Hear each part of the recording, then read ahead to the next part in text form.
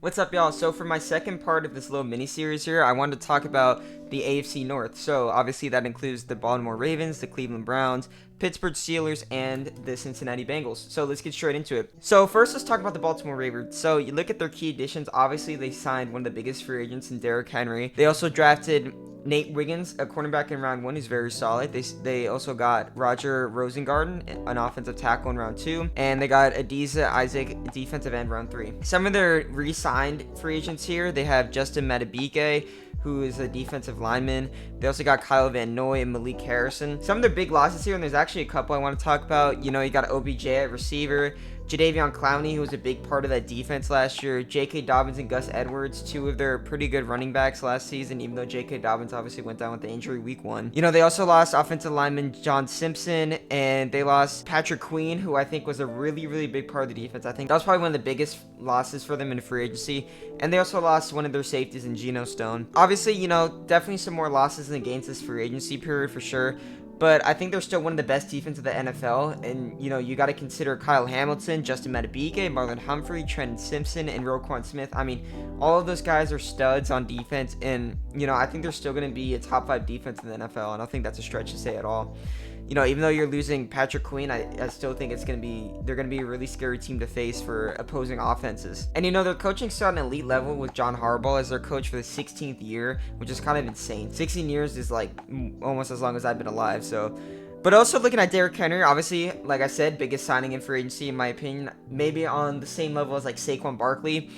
But I think he's going to provide a lot of options for Harbaugh, and, he's going to be really, really fun to watch Lamar play around with. Like I said in my last video, I think they're the best backfield duo in the NFL that can, run, like, you got Lamar Jackson with your speed, and then you got Derrick Henry with the power, so that's going to allow for a lot of RPOs. It's going to be hard to game plan them for other defenses. And, you got Lamar Jackson coming off his MVP season. I think he's still a top 3 quarterback in this NFL. You also got Zay Flowers in his sophomore campaign this year. I think that Zay Flowers is a really, really good receiver. He's really fast, and I think he's a really good weapon for Lamar Jackson.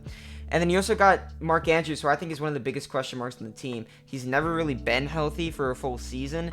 And, if he's able to do that, I think that's going to be really important because Mark Andrews is a beast. He's a really, really good tight end, and he's one of the best receiving tight ends in the league by far. So, obviously, their receiving core, other than Mark Andrews and Zay Flowers, is lacking a little bit. I think that if they could honestly trade for someone like Brandon Ayuk, that would be big. I don't think it's going to happen, but they could definitely use it, especially when you consider, I believe, Rashad Bateman and Nelson Aguilar, their other 2 receivers right now. So, yeah, they could definitely use another threat for Lamar, but, that backfield of Lamar and Derrick Henry, I just want to emphasize that's going to be amazing, and their defense is definitely going to be top 5 in the league, like I said before. So, looking at their schedule, I mean, I still think that they're going to win around 13 to 14 games. And, even with a tough schedule, I think it's possible. I think they're going to end up being either the number 1 or number 2 seed in the AFC this year. So for my second team, I want to look at the Cleveland Browns here. So their key additions include Jameis Winston, Jordan Hicks at linebacker, running back, and Deonta Foreman. And they drafted Michael Hall Jr., defensive tackle, round 2. Zach Zinter, an offensive guard in round 3. And, I feel like they re-signed a lot of their depth players as well. Zadarius Smith was their main re-sign. And, looking at their losses here, Anthony Walker Jr., who, he was a really, really good leader for them last year. They also lost Jordan Elliott and Mike Ford. My main question mark, and I think a lot of people's main question marks for the Cleveland Browns, is Deshaun Watson. He hasn't been able to play the full season with them yet. I believe he played 7 games last year and the year before that. And so, it's been 2 years, and he's getting paid a lot of money, and he's not playing, and he's got a lot of question marks with what he did back in Houston and with his injuries. So hopefully he'll be able to play this year. And also, they're hopefully going to have Nick Chubb at running back by the start of the year, and I think that he's going to be a really, really big factor for their offense. And, Nick Chubb, obviously, in my opinion, top 3 running back in the league. He's super good, super explosive. It was really sad whenever he went out with an injury. But I think he's going to be really, really good coming back. And you also look at their head coach, Kevin Stefanski. So, obviously, he won Coach of the Year for them last season and was a big factor in them making the playoffs. And so, whenever you have Deshaun Watson and Nick Chubb, 2 of your biggest offensive threats returning to this lineup, I think that, he's going to have a lot more options. And I think that it's going to be really, really important for them to kind of have that mindset of, all right, let's go attack and let's prove we're one of the best teams in the league. Last year, they had the number 1 defense with Myles Garrett leading the way, and they also had Denzel Ward, a key factor. And their coaching was also amazing that season with Jim Schwartz as their defensive coordinator who actually took over the season whenever they were ranked 17th in 2022, I believe, which was the year before. And now this year, they're the first overall defensive team. And I think that shows a lot for coaching. Their offense also looks pretty good. You know, you got Amari Cooper, who's a really good receiver. Nick Chubb, like I said, he's an all-pro running back. Jared Jeudy, who's also a pretty new addition for the team here, and Elijah Moore. They're pretty solid wide receiver 2 and wide receiver 3 options for Deshaun. And you also got David Njoku, who's a great tight end. And, you know, their offensive line is pretty solid overall as well. In my opinion, the season really just banks on how Deshaun Watson's able to play. He has all the weapons he needs. He just needs to capitalize and just be the player he was in Houston in like 2018, 2019. If he can do that, they're going to be an absolutely amazing team. But, you know, in my opinion, I don't really know if I can trust Deshaun Watson in their tough schedule because of their division. I honestly see them winning 8 to 9 games, which isn't horrible, but probably not a wildcard team. I think they're a solid team overall. And honestly, I think that number could go up to like 10 wins if Deshaun Watson is able to play at an elite level. And I think that's really just my main question mark around this whole team in general. Okay, looking at my next team here, I have the Pittsburgh Steelers. So obviously main additions, we're looking at Russell Wilson, we got Justin Fields, we got Patrick Queen, and we got Dante Jackson. And they also re-signed a lot of depth pieces in free agency, like a lot of other teams. Some of their losses here, they traded Kenny Pickett, they traded Deontay Jackson, and other than that, they didn't really have any free agents that they lost that were too big in my opinion. And so firstly, they hired a new offensive coordinator in Arthur Smith. And so obviously, you know, I'm not a big fan of Arthur Smith, and he wasn't very good with the Falcons last year, but I mean, you never know with how he might play as an offensive coordinator. He might be better. I guess we're just gonna have to see. You know, Russell Wilson and Justin Fields is going to be something that everyone's going to keep their eyes on whenever they're battling for that QB1 start. In my opinion, I think Russell Wilson's going to start off the season as a QB1, and I think that Justin Fields, based off of, you know, how Russell Wilson's playing and how the team's doing, he could come in and fill in that spot just because he's younger and they might be more optimistic about him. Something that could be interesting, actually, is if they split reps with him, which we haven't seen like ever, I don't think. I doubt that happens, but it'd be pretty cool to see. Looking at their head coach, they still have legendary coach Mike Tomlin, so, you know, they're probably going to make whatever work with whatever decision they make. And, you know, Najee Harris at their running back, he's pretty solid. He's not great, you know, not super fast, but a very, very strong guy who can bulldoze over smaller defenders. And looking at the receiver core, it's not very good other than George Pickens. I honestly don't really understand why they traded Deontay Johnson for Dante Jackson.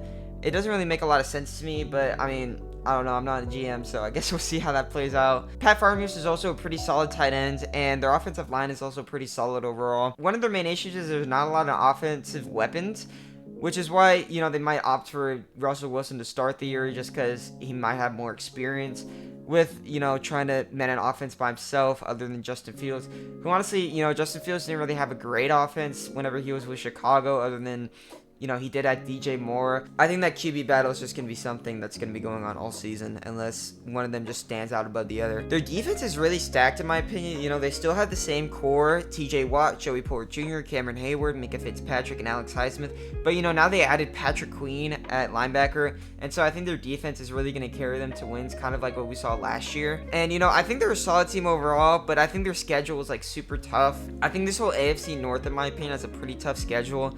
And, you know, I can see them squeaking out 7 to 8 wins, and it's mainly because of their weak offense. I think their defense is really going to carry them to those 7 to 8 wins. And honestly, they could go above 500 this year just because of their defense, but I don't see them getting past, you know, like 9 wins, maybe possibly 10, but I feel like that's a stretch too. Okay, so looking at my last team here, I have the Cincinnati Bengals. So their key additions include Sheldon Rankins, Zach Moss, Geno Smith. They also kept T. Higgins around. And looking at their draft, they have Amarius Mims, offensive tackle, round 1. Chris Jenkins, defensive tackle, round 2. And Jermaine Burton, wide receiver, round 3. So some pretty cool additions there in my opinion that might help them out a little bit.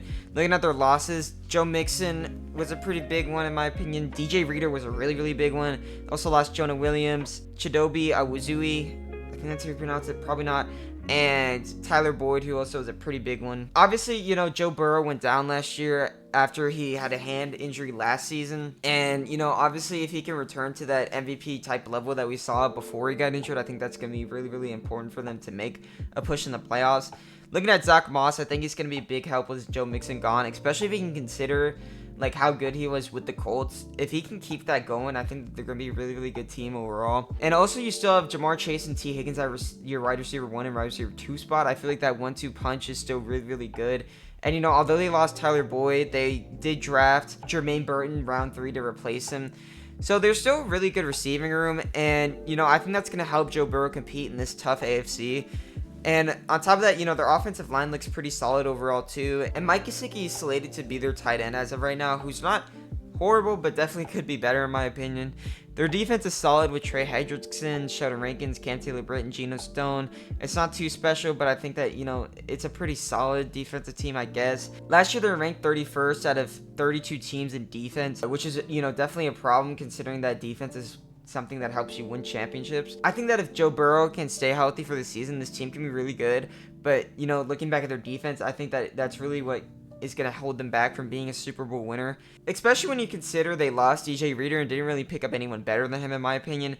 I think that it's going to be hard for them to improve on that defensive front. But, you know, with their offense being stacked, I still think that they're going to finish with around 11 to 12 wins. And I think that's pretty fair, honestly, because with Joe Burrow back at the helm, that should around 3 wins to the team. You know, last year you had Jake Browning at quarterback, and he did a pretty solid job. I believe he still ended up getting 9 wins and finishing the season at 9-8, which isn't bad considering he was a backup quarterback. On top of this, I don't think their schedule is very hard. I think it's actually pretty easy looking at all the opponents that they play, and I think that's also why they're going to win 11 to 12 games. Alright guys, that's the end of this video. Make sure you guys like, subscribe, and I'll leave my descriptions down below once again. It has my Twitters, my TikTok, and my blog, so make sure you guys check that out.